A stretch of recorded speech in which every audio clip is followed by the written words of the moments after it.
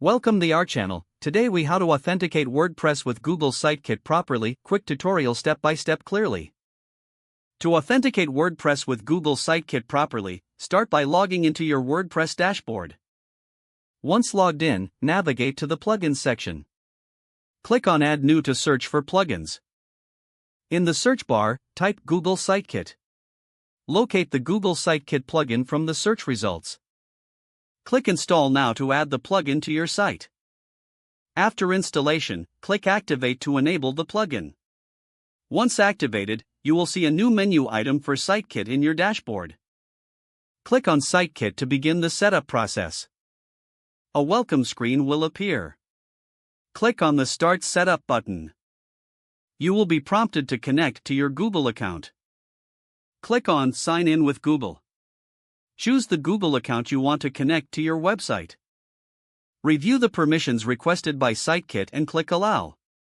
Next, you may need to select the specific website you are authenticating. Confirm the website URL that matches your WordPress site.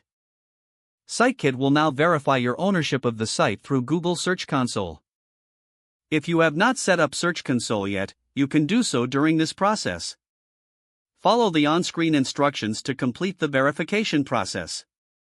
Once verified, you will return to the Sitekit setup screen. Continue by clicking Proceed. You will see options to set up different features, such as Google Analytics. Select the features you wish to activate and click Save and Continue. Follow any additional prompts to finalize your setup. After completing the setup, you will see a dashboard with insights from Google Services. To ensure everything is working correctly, check for any error notifications. If there are no issues, your WordPress site is now correctly authenticated with Google Sitekit. Congratulations on successfully setting up Google Sitekit. If the page does not load, refresh the browser or try again in a private or incognito window. Make sure you are using the correct email address, then retype it carefully to avoid small typos. If your password is not accepted, use the reset option and create a new strong password you can remember.